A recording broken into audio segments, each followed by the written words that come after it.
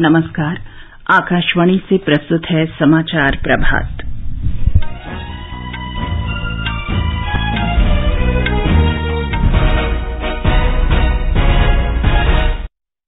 प्रधानमंत्री नरेंद्र मोदी चीन की मेजबानी में आज से शुरू हो रहे 2 दिन के वर्चुअल ब्रिक्स शिखर सम्मेलन में भाग लेंगे। प्रधानमंत्री ने ब्रिक्स व्यापार फोरम की बैठक में कहा, इस वर्ष भारत की आर्थिक वृद्धि दर 7.5% रहने का अनुमान है।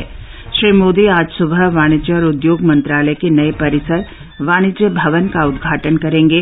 भारत के विदेश व्यापार से संबंधित जानकारी के लिए निर्यात पोर्टल का भी शुभारंभ करेंगे। इसरो ने फ्रेंच गयाना के कौरू से भारत के संचार उपग्रह GSAT-24 का सफलतापूर्वक प्रक्षेपण किया। जनता दल यूनाइटेड ने एनडीए की राष्ट्रपति पद की उम्मीदवार द्रौपदी मुर्मू का समर्थन किया है। लोकसभा की 3 और विधानसभा की 7 सीटों के उपचुनाव के लिए मतदान जारी। महाराष्ट्र में शिवसेना के और विधायकों के बागी नेता एकनाथ शिंदे के खेमे में शामिल होने के बाद मुख्यमंत्री उद्धव ठाकरे ने इस्तीफे की पेशकश की। अफगानिस्तान में विनाशकारी भूकंप में 1000 से अधिक लोगों की मौत। प्रधानमंत्री मोदी ने कहा, भारत इस कठिन समय में अफगानिस्तान के लोगों के साथ। संयुक्त प्रवेश परीक्षा जेईई मेन 2022 आज से शुरू हो रही है। विश्वविद्यालय संयुक्त प्रवेश परीक्षा 15 जुलाई से 10 अगस्त तक और भारतीय महिला हॉकी टीम ने नीदरलैंड्स में FIH प्रो लीग के दूसरे मैच में अमेरिका को 4-0 से हराकर तीसरा स्थान प्राप्त किया। समाचार प्रभात में देवेंद्र त्रिपाठी के साथ मैं चंद्रिका जोशी। प्रधानमंत्री नरेंद्र मोदी चीन की मेजबानी में आज से शुरू हो रहे 14वें ब्रिक्स शिखर सम्मेलन में भाग लेंगे। 2 दिन का ये सम्मेलन वर्चुअल माध्यम से हो रहा है। ब्रिक्स देशों में ब्राजील, रूस, भारत, चीन और दक्षिण अफ्रीका हैं। सम्मेलन की थीम है वैश्विक विकास के नए दौर के लिए उच्च गुणवत्ता की ब्रिक्स भागीदारी को बढ़ावा। चीन के राष्ट्रपति शी जिनपिंग कल अतिथि देशों के साथ वैश्विक विकास पर उच्च स्तरीय संवाद की अध्यक्षता करेंगे। ब्रिक्स देशों तथा संबंधित उभरते बाजारों और विकासशील देशों के नेता वैश्विक विकास पर इस उच्च स्तरीय संवाद में शामिल होंगे। 14वें ब्रिक्स शिखर सम्मेलन में आतंकवाद, व्यापार, स्वास्थ्य, पारंपरिक औषधि, पर्यावरण, विज्ञान और प्रौद्योगिकी, नवाचार, कृषि तकनीक और व्यावसायिक शिक्षा और प्रशिक्षण तथा सूक्ष्म, लघु और मध्यम उद्यम क्षेत्रों पर विचार विमर्श होगा। बहुपक्षीय प्रणाली, कोविड महामारी से संघर्ष और वैश्विक आर्थिक बहाली पर भी चर्चा होने की आशा है। इससे पहले कल ब्रिक्स व्यापार मंच को वर्चुअल माध्यम से संबोधित करते हुए प्रधानमंत्री ने कहा कि वर्ष 2025 तक भारत का डिजिटल क्षेत्र $1 ट्रिलियन से अधिक का हो जाएगा। भारतीय अर्थव्यवस्था की मजबूती का उल्लेख करते हुए श्री मोदी ने कहा कि देश की राष्ट्रीय आधारभूत पाइपलाइन के अंतर्गत $1.5 ट्रिलियन अमरीकी डॉलर का निवेश करने की संभावना है। प्रधानमंत्री ने कहा कि भारत की सफलता का आधार नवाचार और स्टार्टअप्स के साथ साथ प्रौद्योगिकी का विकसित होना भी है। भारत की वर्तमान इकोनॉमिक रिकवरी का एक प्रमुख स्तंभ टेक्नोलॉजी लेड ग्रोथ है। हम हर सेक्टर में इनोवेशन को सपोर्ट कर रहे हैं। हमने space, blue economy, green hydrogen, clean energy, drones, geospatial data जैसे कई क्षेत्रों में इनोवेशन फ्रेंडली पॉलिसीज बनाई है। आज भारत में इनोवेशन के लिए विश्व में सबसे उत्तम इकोसिस्टम है, जो भारतीय स्टार्टअप्स की बढ़ती संख्या में दिखता है। भारत के 70,000 से अधिक स्टार्टअप्स में 100 से अधिक यूनिकॉर्न है और इनकी संख्या निरंतर बढ़ रही है। प्रधानमंत्री मोदी ने कहा कि इस वर्ष भारत की आर्थिक वृद्धि दर 7.5% रहने का अनुमान है। महामारी से उत्पन्न आर्थिक समस्याओं से निपटने के लिए हमने भारत में रिफॉर्म, परफॉर्म एंड ट्रांसफॉर्म का मंत्र अपनाया है। और इस अप्रोच के परिणाम भारतीय अर्थव्यवस्था के परफॉर्मेंस से स्पष्ट है। इस साल हम 7.5% ग्रोथ की आशा कर रहे हैं, जो हमें फास्टेस्ट ग्रोइंग मेजर इकोनॉमी बनाता है। उभरते हुए न्यू इंडिया में हर सेक्टर में ट्रांसफॉर्मेटिव बदलाव हो रहे हैं। प्रधानमंत्री गति शक्ति कार्यक्रम के जरिए आधारभूत संरचना को तैयार करने और डिजिटल सुधार तथा डिजिटल अर्थव्यवस्था के निर्माण करने का कार्य पूरा किया गया। प्रधानमंत्री नरेंद्र मोदी आज सुबह 10:30 बजे दिल्ली में वाणिज्य और उद्योग मंत्रालय के नए परिसर वाणिज्य भवन का उद्घाटन करेंगे। श्री मोदी मंत्रालय के नए पोर्टल निर्यात का भी शुभारंभ करेंगे। इस पोर्टल के माध्यम से सभी हितधारक भारत के विदेशी व्यापार से संबंधित सभी महत्वपूर्ण सूचनाएं प्राप्त कर सकेंगे। प्रधानमंत्री इस अवसर पर जनसभा को भी संबोधित करेंगे। एक रिपोर्ट। इंडिया गेट के पास निर्मित वाणिज्य भवन को एक स्मार्ट इमारत के रूप में डिजाइन किया गया है। भवन में ऊर्जा की बचत पर विशेष ध्यान देने के साथ टिकाऊ वास्तुकला के सिद्धांत भी शामिल किए गए हैं। यह एक एकीकृत और आधुनिक कार्यालय परिसर के रूप में काम करेगा। वाणिज्य भवन का उपयोग मंत्रालय के 2 विभागों, वाणिज्य विभाग और उद्योग एवं आंतरिक व्यापार संवर्धन विभाग DPIIT द्वारा किया जाएगा। अनुपम मिश्र, आकाशवाणी समाचार, दिल्ली। केंद्रीय वाणिज्य और उद्योग राज्य मंत्री सोम प्रकाश ने आकाशवाणी को बताया कि इससे निर्यातकों को एक ही जगह सारी सुविधाएं मिलेंगी। उद्घाटन प्रधानमंत्री नरेंद्र भाई मोदी जी कर रहे हैं। बहुत अच्छी बिल्डिंग बनी है जिसमें सभी सुविधाएं हैं और इसके ध्यान में रखकर बनाई गई है कि सभी की एफिशिएंसी बढ़े और बहुत खूबसूरत बिल्डिंग बनी है और बड़ा अच्छा व्यू है। सभी एक छत के नीचे इंडस्ट्री और कमर्स के सारे ऑफिसर बैठेंगे और एक्सपोर्टर्स के लिए सभी के लिए बहुत फायदा होगा। इससे एफिशिएंसी भी बढ़ेगी और काम में तेजी आएगी, एक्सपोर्ट बढ़ेगा, एक्सपोर्टर्स को भी सभी सुविधाएं मिलेंगी। यहाँ पर गृहमंत्री अमित शाह आज नई दिल्ली में शहरी सहकारी ऋण क्षेत्र की भूमिका पर आयोजित एक राष्ट्रीय सम्मेलन में शामिल होंगे। इस सम्मेलन में शहरी सहकारी बैंकों और ऋण समितियों के प्रतिनिधि भाग लेंगे। सम्मेलन के दौरान समाज सेवा के 100 साल पूरे करने वाले शहरी सहकारी बैंकों को सम्मानित किया जाएगा। देश में ऐसे 197 बैंक हैं। भारतीय अंतरिक्ष अनुसंधान संगठन इसरो ने आज तड़के फ्रेंच गयाना के काउरू से संचार उपग्रह GSAT-24 का सफलतापूर्वक प्रक्षेपण किया। इसरो ने इसका निर्माण new space India limited NSIL के लिए किया है।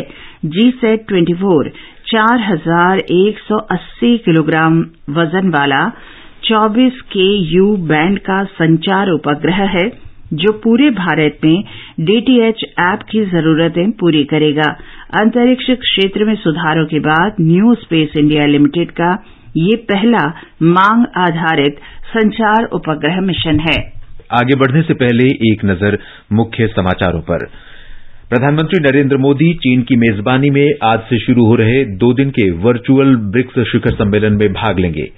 प्रधानमंत्री ने ब्रिक्स व्यापार फोरम की बैठक में कहा, इस वर्ष भारत की आर्थिक वृद्धि दर 7.5% रहने का अनुमान है। श्री मोदी आज सुबह वाणिज्य और उद्योग मंत्रालय के नए परिसर वाणिज्य भवन का उद्घाटन करेंगे। भारत के विदेश व्यापार से संबंधित जानकारी के लिए निर्यात पोर्टल का भी शुभारंभ करेंगे। इसरो ने फ्रेंच गयाना के कोरू से भारत के संचार उपग्रह GSAT-24 का सफलतापूर्वक प्रक्षेपण किया। जनता दल यूनाइटेड ने एनडीए के राष्ट्रपति पद की उम्मीदवार द्रौपदी मुर्मू का समर्थन किया है। लोकसभा की 3 और विधानसभा की 7 सीटों के उपचुनाव के लिए मतदान जारी। महाराष्ट्र में शिवसेना के और विधायकों के बागी नेता एकनाथ शिंदे के खेमे में शामिल होने के बाद मुख्यमंत्री उद्धव ठाकरे ने इस्तीफे की पेशकश की। अफगानिस्तान में विनाशकारी भूकंप में 1000 से अधिक लोगों की मौत। प्रधानमंत्री मोदी ने कहा, भारत इस कठिन समय में अफगानिस्तान के लोगों के साथ। संयुक्त प्रवेश परीक्षा JEE मेन 2022 आज से शुरू हो रही है। विश्वविद्यालय संयुक्त प्रवेश परीक्षा 15 जुलाई से 10 अगस्त के बीच होगी और भारतीय महिला हॉकी टीम ने नीदरलैंड्स में FIH प्रो लीग के दूसरे मैच में अमेरिका को 4-0 से हराकर तीसरा स्थान प्राप्त किया। जनता दल यूनाइटेड ने राष्ट्रपति चुनाव के लिए एनडीए उम्मीदवार द्रौपदी मुर्मू का समर्थन किया है। पार्टी के राष्ट्रीय अध्यक्ष राजीव रंजन सिंह ने कहा कि जेडीयू द्रौपदी मुर्मू की उम्मीदवारी का स्वागत करता है। बिहार के मुख्यमंत्री नीतीश कुमार ने प्रधानमंत्री नरेंद्र मोदी को इस चयन के लिए धन्यवाद देते हुए कहा कि श्रीमती मुर्मू ने ओडिशा में मंत्री और झारखंड के राज्यपाल के तौर पर अपनी क्षमता प्रमाणित की है। लोक जनशक्ति पार्टी रामविलास गुट के अध्यक्ष चिराग पासवान ने भी द्रौपदी मुर्मू की उम्मीदवारी के प्रति समर्थन व्यक्त किया है। उत्तर प्रदेश, पंजाब, त्रिपुरा, आंध्र प्रदेश, झारखंड और दिल्ली में लोकसभा की 3 और विधानसभा की 7 सीटों के लिए आज उपचुनाव हो रहा है। उत्तर प्रदेश में रामपुर और आजमगढ़ लोकसभा सीटों के उपचुनाव के लिए वोट डाले जा रहे हैं। पंजाब में संगरूर लोकसभा सीट के लिए मतदान हो रहा है। दिल्ली में राजेंद्र नगर विधानसभा सीट के लिए मतदान हो रहा है, जबकि त्रिपुरा में विधानसभा की 4 सीटों बोरदोवली टाउन, अगरतला, सुरमा और जुबराज नगर के लिए उपचुनाव कराए जा रहे हैं। आंध्र प्रदेश में अतमकुर विधानसभा सीट के लिए उपचुनाव हो रहा है। झारखंड में मंडार विधानसभा सीट के लिए उपचुनाव हो रहा है। मतगणना 26 जून को होगी। हरियाणा में राज्य चुनाव आयोग ने 28 नगर पालिका और 18 नगर निगम परिषद अध्यक्ष के चुनाव परिणाम घोषित कर दिए हैं। राज्य चुनाव आयुक्त डॉ धनपत सिंह ने कहा कि 18 नगर पालिका परिषद चुनाव में भारतीय जनता पार्टी ने 10 और जन नायक जनता पार्टी तथा भारतीय राष्ट्रीय लोकदल ने 1-1 सीटें जीती हैं, जबकि 6 सीटों पर निर्दलीय उम्मीदवार विजयी रहे हैं। 28 नगर पालिकाओं के अध्यक्ष के चुनाव में भाजपा 12, जननायक जनता पार्टी 2 और आम आदमी पार्टी 1 सीट पर विजयी रही है और 13 सीटों पर निर्दलीय उम्मीदवारों ने जीत हासिल की है। महाराष्ट्र में जारी राजनीतिक संकट के बीच शिवसेना के बागी नेता एकनाथ शिंदे के खेमे में और अधिक विधायकों के आने के बाद मुख्यमंत्री उद्धव ठाकरे ने इस्तीफा देने की पेशकश की है। खबर है कि कल 4 और विधायक गुवाहाटी में ठहरे शिंदे खेमे में शामिल हो गए।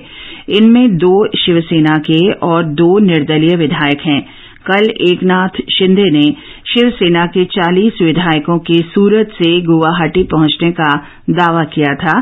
पहले बागी विधायक सूरत में ठहराए गए थे। श्री उद्धव ठाकरे ने गतिरोध के समाधान के लिए शिवसेना के किसी अन्य नेता को मुख्यमंत्री बनाने का प्रस्ताव किया है। हालांकि इसका असंतुष्ट विधायकों पर कोई खास प्रभाव नजर नहीं आया। कल श्री ठाकरे ने मुख्यमंत्री के सरकारी आवास वर्षा को खाली कर दिया और अपने पारिवारिक निवास मातोश्री में लौट आए। मद्रास उच्च न्यायालय ने चेन्नई में आज ऑल इंडिया अन्ना डीएमके पार्टी की आम परिषद की बैठक आयोजित करने का रास्ता साफ कर दिया है। पार्टी के संयोजक ओ पन्नीरसेल्वम के नेतृत्व वाले धड़े ने बैठक रद्द कराने के लिए अंतिम समय में मद्रास उच्च न्यायालय का रुख किया था, जबकि सह संयोजक इडापड्डी पलनीसामी के नेतृत्व वाला धड़ा बैठक को पूर्व निर्धारित कार्यक्रम के अनुसार कराने के पक्ष में था। दोनों धड़ों के बीच पार्टी नेतृत्व के मुद्दे पर विवाद है। श्री पन्नीरसेल्वम की मांग है कि पार्टी में मौजूदा दोहरे नेतृत्व वाली व्यवस्था बनाए रखी जाए, जबकि श्री पलनीसामी का मानना है कि पार्टी में एकल नेतृत्व की व्यवस्था होनी चाहिए। अफगानिस्तान में तालिबान शासन ने भूकंप की आपदा से निपटने में अंतर्राष्ट्रीय सहयोग की अपील की है। अफगानिस्तान में कल खोस्त के निकट आए 6.1 तीव्रता के भूकंप में 1000 से अधिक लोग मारे गए हैं और 1,500 से अधिक घायल हुए हैं। दक्षिण पूर्व में पाक्तिका प्रांत पर सबसे ज्यादा असर हुआ है। भूकंप के झटके पाकिस्तान और भारत में भी महसूस किए गए। संयुक्त राष्ट्र इस आपदा से ग्रस्त लोगों को आपात शरण और खाद्य सामग्री उपलब्ध करा रहा है। तेज वर्षा और ओलावृष्टि से राहत उपायों में बाधा आ रही है। पिछले 2 दशक का ये सबसे विनाशकारी भूकंप पिछले वर्ष सत्ता हथियाने वाले तालिबान शासन के लिए बड़ी चुनौती है। प्रधानमंत्री नरेंद्र मोदी ने अफगानिस्तान में विनाशकारी भूकंप पर गहरा दुख व्यक्त किया है। श्री मोदी ने कहा कि भारत इस मुश्किल घड़ी में अफगानिस्तान के लोगों के साथ है और जल्द से जल्द हर संभव आपदा राहत सामग्री उपलब्ध कराने के लिए तत्पर है। संयुक्त प्रवेश परीक्षा जेईई मेन जून 2022 आज से शुरू हो रही है। राष्ट्रीय परीक्षा एजेंसी देश के 501 शहरों और देश के बाहर 22 शहरों में स्थित विभिन्न केंद्रों में 23, 24, 25, 26, 27, 28 और 29 जून को परीक्षा संचालित करेगी। राष्ट्रीय परीक्षा एजेंसी साझा विश्वविद्यालय प्रवेश परीक्षा CUET अंडर ग्रेजुएट देश के 554 शहरों और बाहर के 13 शहरों में 15 जुलाई से संचालित करेगी। कंप्यूटर आधारित ये परीक्षा 15, 16, 19, 20 जुलाई और 4, 5, 6, 7, 8 और 10 अगस्त को होगी। आकाशवाणी से खास बातचीत में शिक्षाविद डॉक्टर संत चौधरी ने बताया कि केंद्रीय विश्वविद्यालय में दाखिले के लिए परीक्षा की तारीखों की घोषणा की गई है। इस बार बड़ी संख्या में परीक्षा केंद्र बनाए गए हैं, इससे छात्रों को फायदा होगा। नेशनल टेस्टिंग एजेंसी ने जो इस एग्जाम को कंडक्ट करने जा रही है, देश के विभिन्न हिस्सों में परीक्षा केंद्र की घोषणा की गई है। यही नहीं, छात्रों की सुविधा के लिए विदेश में भी अनेकों केंद्र स्थापित किए गए हैं। इससे छात्रों को एग्जाम देने में काफी सुविधा होगी। और नेशनल टेस्टिंग एजेंसी एक बहुत ही उच्च कोटि की संस्था है, जिन्होंने अपने व्यवस्था के अनुसार छात्रों में सुविधा देने के लिए काफी प्रयत्न किया है। तिथि की घोषणा होते ही छात्रों ने अपना प्रिपरेशन और भी तेजी से प्रारंभ कर दिया है और हम समझते हैं कि इस एग्जाम से जो मेरिटोरियस स्टूडेंट हैं उन्हें ये मौका मिलेगा और ये सेंट्रलाइज्ड एग्जामिनेशन होने से कहीं भी किसी के ऊपर उंगली नहीं उठाया जा सकता है। आकाशवाणी का समाचार सेवा प्रभाग आज रात 9:30 बजे अंतर्राष्ट्रीय मुद्रा कोष के कार्यकारी निदेशक डॉक्टर सुरजीत भल्ला से विशेष साक्षात्कार प्रसारित करेगा। डॉक्टर भल्ला ने इस साक्षात्कार में Modi at 20 dreams meet delivery पुस्तक में शामिल अपने आलेख जन केंद्रित प्रयासों की सफलता का उल्लेख किया है। उपराष्ट्रपति एम वेंकैया नायडू ने पिछले महीने इस पुस्तक का विमोचन किया था। पुस्तक में गुजरात के मुख्यमंत्री और बाद में भारत के प्रधानमंत्री के रूप में श्री नरेंद्र मोदी के दृष्टिकोण और कार्य निष्पादन के विभिन्न पक्षों पर 22 विशेषज्ञों के आलेख संकलित हैं। डॉक्टर भल्ला ने आकाशवाणी समाचार से बातचीत में अपने आलेख के मुख्य बिंदुओं का उल्लेख किया। The first and the most important point is that PM Modi, as well as Chief Minister Modi, was directly concerned with the welfare of the poor or the bottom 50, 60, 70%. So the poor is a very broad, it's not the absolute poor, but it is those who belong to the lower strata of society. Now, he is the first leader in independent India to concentrate on this share of the population. Here we are concentrating on delivering to the poor and the poor not getting the money. ये साक्षात्कार रात 9:30 बजे FM gold और अतिरिक्त मीटरों पर सुना जा सकता है। ये हमारी वेबसाइट newsonair.nic.in और हमारे YouTube channel news on AIR official पर भी उपलब्ध रहेगा। केंद्रीय अन्वेषण ब्यूरो CBI ने दीवान हाउसिंग फाइनेंस लिमिटेड DHFL के पूर्व मुख्य प्रबंध निदेशक कपिल वधावन, निदेशक धीरज वधावन और अन्य लोगों के खिलाफ 34,615 करोड़ रुपए की बैंक धोखाधड़ी का नया मामला दर्ज किया है। CBI ने यूनियन बैंक ऑफ इंडिया की शिकायत पर यह मामला दर्ज किया। भारत की महिला हॉकी टीम ने नीदरलैंड्स में FIH प्रो लीग के दूसरे मैच में अमेरिका को 4-0 से हरा दिया है। भारतीय टीम ने पहले मैच में अमेरिका को 4-2 से हराया था। अर्जेंटीना और नीदरलैंड्स के बाद भारत 30 अंकों के साथ तीसरे स्थान पर है। आजादी का अमृत महोत्सव के हिस्से के रूप में आकाशवाणी समाचार स्वतंत्रता आंदोलन से जुड़े स्वाधीनता सेनानियों पर कार्यक्रम वीर गाथा को प्रसारित कर रहा है। हमारे परिक्रमा कार्यक्रम में बृहस्पतिवार को शाम 4:45 बजे इसका प्रसारण किया जाता है। आजादी के अमृत महोत्सव के पावन अवसर पर आकाशवाणी समाचार के कार्यक्रम परिक्रमा में बृहस्पतिवार को शाम 4:45 पर सुनिए देश की आजादी में अपना अमूल्य योगदान देने वाले भारतीय स्वतंत्रता संग्राम के सेनानियों की वीर गाथा।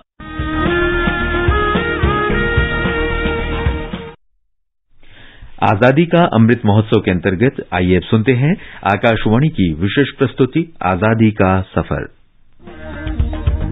आजादी का अमृत महोत्सव।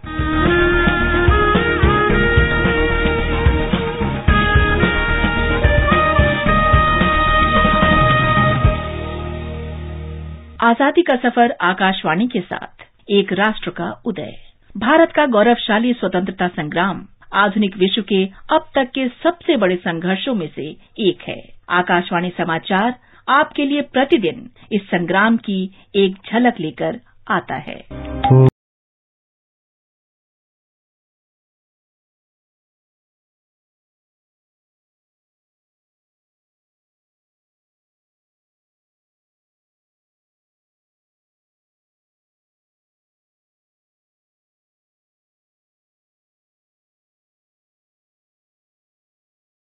आज हम राष्ट्रवादी नेता श्यामा प्रसाद मुखर्जी को उनकी पुण्यतिथि पर याद कर रहे हैं। श्यामा प्रसाद मुखर्जी ने 1934 में कलकत्ता विश्वविद्यालय के उपकुलपति के रूप में अपना सार्वजनिक जीवन आरंभ किया। वे कलकत्ता विश्वविद्यालय के सबसे कम आयु के उपकुलपति थे।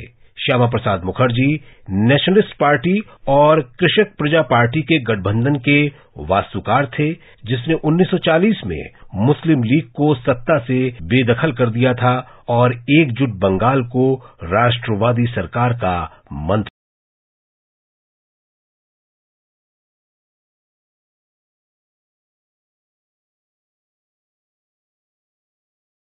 वे वित्त मंत्री बने, लेकिन 1942 में उन्होंने वायसरॉय लिनलिथगो के खिलाफ आवाज उठाने के लिए मंत्रालय से त्यागपत्र दे दिया।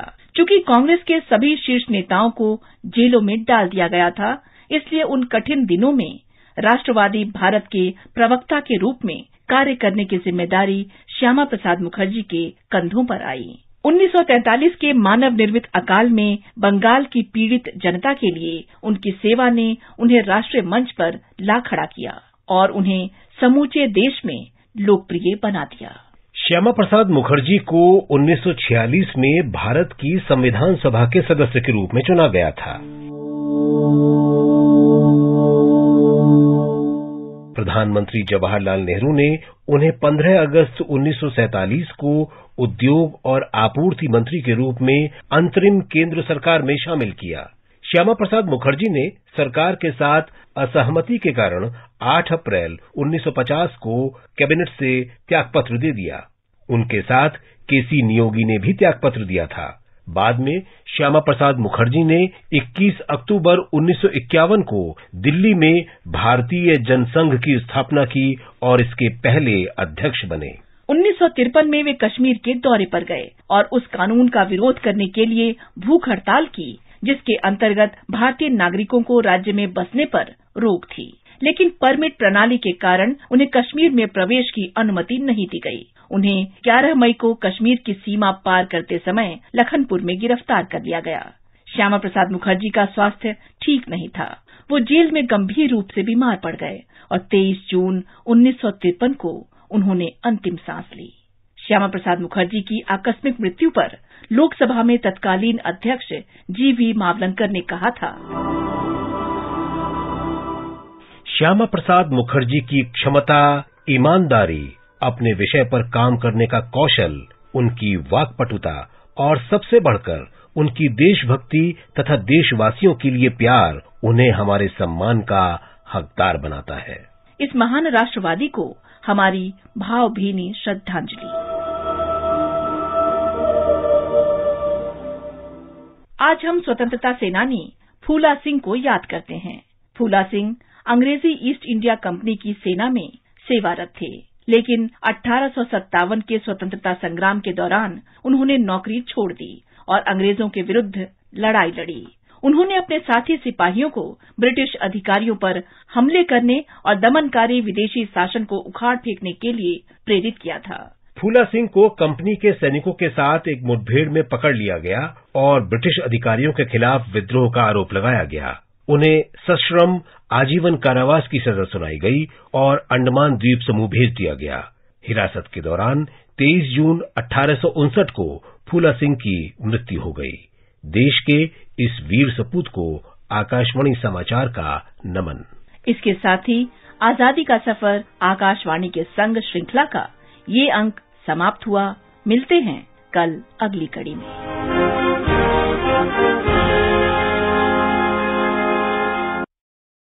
जम्मू कश्मीर में सांबा जिले की रामगढ़ तहसील में भारत पाकिस्तान अंतर्राष्ट्रीय सीमा पर चमलियाल मेला आज से शुरू हो गया है। जम्मू कश्मीर, पंजाब, हिमाचल प्रदेश और हरियाणा के अलग अलग हिस्सों से बाबा चमलियाल के समाधि स्थल पर करीब 2 लाख से ज्यादा श्रद्धालुओं के आने की उम्मीद है। ये मेला कोरोना महामारी की वजह से 2 वर्ष के अंतराल के बाद आयोजित किया जा रहा है। असम में बाढ़ की स्थिति गंभीर बनी हुई है। हालांकि मौसम बेहतर होने से ब्रह्मपुत्र घाटी में मामूली सुधार हुआ है। यहां बाढ़ से 12 लोगों की जान गई है। सेना, अर्धसैनिक बल, राष्ट्रीय आपदा मोचन बल, राज्य आपदा मोचन बल और स्थानीय प्रशासन बाढ़ग्रस्त क्षेत्रों में राहत सामग्री वितरित कर रहे हैं।